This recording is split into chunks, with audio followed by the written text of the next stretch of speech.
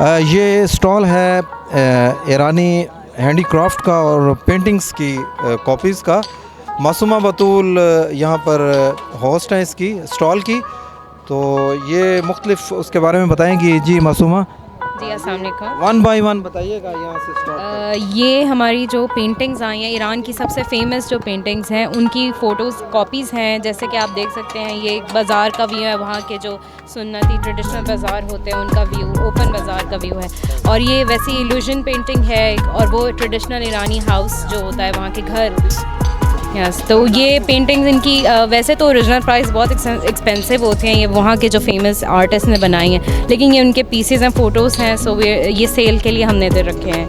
और फिर आगे मूव करते हैं हम। ये इस ख़ातम ख़ारी है, ईरानी वुड वर्क होता है जो क्या कहते हैं इसको? वुड वर्क, लकड़ी का काम जो होता है, काश्त, हाँ लकड़ी की काश्त हुई होती है इस पर। तो ये बहुत ही बारीक शीट्स लकड़ी की, उस पर वो अंदर उन्होंने उसको इम्बीट किया होता है और साथ इसमें बोन्स और ऐसी छोटी छोटी हड्डी के छोटे छोटे पार्ट्स और इस तरह की वो मिला के और गोल्ड पेन के साथ ये डेकोरेट हो। ये भी एक बहुत ही फेमस वहाँ की, अगर आप जाएँ तो एक काम। अच्छा, ये ईरान के किस इलाके से रिलेट करता है, किस इलाके से ताल्लुक़ है इसका? ज़्यादा जो इस तरह के काम होते हैं वो इस्फ़हान और शिराज़ के होते हैं। दो ये ईरान की जगह हैं जहाँ पे सबसे कहते हैं इस्फ़हान तो वैसे ही फुल ऑफ, शिराज़ भी इसी तरह, मतलब सबसे ज़्यादा कल्चर हेरिटेज इन्हीं दो ममालिक यानी सिटीज़ में पाई जाती।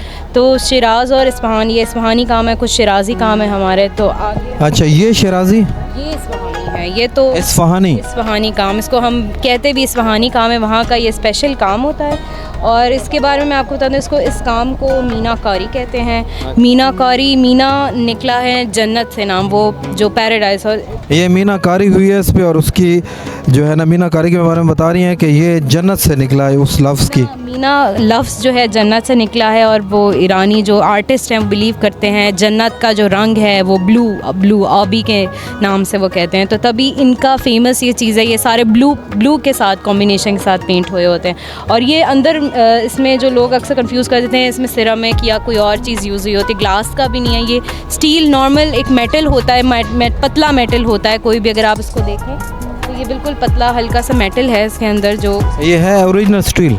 हाँ, कोई भी मेटल, कॉपर हो जाता है या कोई भी चीज़ होके उसको पहले वो एक ऑयल से कोट करते हैं, फिर उसके बाद इसको हाथ से पेंट किया जाता है। तो ये वहाँ की, और आप देख सकते हैं कितना बारीक उसके वो हैं और बारीकली उसको पेंट किया। ये भी सेम है, इसके साथ एक ही चीज़ है। ये एक ही काम के 3 डिफरेंट पीसेस हैं। एज ए प्लेट, ये एज ए मतलब आप पेश करने के लिए कोई स्वीट्स वगैरह इसमें रख सकते हैं, कॉन्फेक्शनरी। और ये गुलदान है, गुलदूनवी से। तो ये तीनों मीनाकारी हैं, और जैसे कि आर्टिस्ट का सबसे डेलिकेट इस्फ़हानी का। और ये जो सामने ये इसको कहते हैं कलमज़ानी। कलमज़ानी मतलब hammered work, this is like the hammered work of Iran. तो ये वो हैमरिंग से एक उसकी ना वो क्रिएट हुई होता है, एक डिज़ाइन उसका क्रिएट करते हैं। तो ये इसके डिफरेंट है, इसमें भी डिफरेंट टाइप ऑफ मेटल्स हैं, कॉपर है, स्टील जो भी यूज़ होता है, ये इनके हमने 3 पीसेस रखे। ये डिफरेंट कलर्स के, ये भी इसी के साथ। तो ये मेटल कॉपर है, कॉपर के हैं कुछ, वो दूसरे आयरन और स्टील के जो मेटल होते हैं। ये सबसे एक्सपेंसिव पीस है ईरान का, because this is original turquoise, जो हम फ़िरोज़ा कहते हैं जिसे।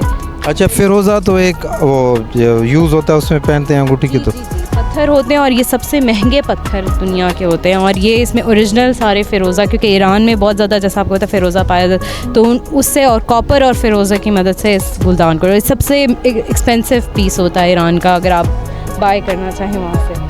जी मासूमा, बहुत इन्फॉर्मेटिव बातें आपने बताई जो हमें इससे पहले मालूम नहीं थी। ये एक बड़ा ट्रेडिशनल सा पीस है ईरान का, जिसको ये लोग मतलब सफ़ावी, जो बहुत पुराने जंगी पर्शियन की हिस्ट्री में आप। ये किस ईरान के किस इलाके से? ये ईरान के एक्चुअली ईरान से भी पहले, जब पर्शियन गल्फ, जब वहाँ पे बादशाह मुख्तलिफ़ बादशाहों की हुकूमत थी, उस वक्त का है। ये डिफरेंट जो वहाँ पे आए थे, दौर आया था, सफ़ावी दौर आया था। तो ये बहुत ही सेंचुरी, 100 सदियों पुराना मतलब आप कह सकते हैं ये है। और ये इस्तेमाल होता था कि जब वो जंग जीत के आते थे बादशाह, तो ये गोल्ड का बना होता था। तो इसमें अपनी वो जैसे कहते हैं विक्ट्री जाम पीते थे, जीत का एक उनका वो होता था। तो वो इसी जब भी जीतते थे जंग, तो इसमें फिर वो अपना वो विक्ट्री विक्ट्री ड्रिंक पीते थे। तो इसमें डिफरेंट एनिमल, अच्छा, इसको विक्ट्री ड्रिंक पीने वाला ग्लास कहेंगे या जाम? अच्छा, जाम जिसको हम कहते हैं, तो वो इसमें सेलिब्रेट करते थे अपनी जीत, इसमें ही पीते। ये डिफरेंट मतलब इसमें मुख्तलिफ जो है ना वो एनिमल्स का आगे होता है। जैसे ये देख सकते हैं, ये लायन है तो इसको शीर कहते हैं तो फ़ारसी में, तो शीर हक़मनशी कहते हैं। हक़मनशी दौर था वो जो जिन्होंने ये बादशाहों का जो दौर था ना उस वक्त जो सेंचुरी हक़मनशी थी, तो वो ये डिफरेंट एनिमल्स होते हैं। इसमें कभी बकरी का होता है आगे से, डिफरेंट जो उस दौर की एक इलामत होती है। तो ये शेर के नाम से, तो उसको शीर हक़मनशी कहते हैं कि उस दौर का जो शेर था उसमें अपनी जीत सेलिब्रेट करने के लिए इसमें ड्रिंक पीते थे। तो ये भी बहुत ही एक वहाँ का एक पीस है जो एंटीक पीस है बहुत। और ये जो लास्ट में पड़ा हो? जी ये सारे इसी के कलम ज़नी के पड़ी हैं टाइप्स तीनों, ये वाली। जी बहुत शुक्रिया। जी बहुत बहुत शुक्रिया ना।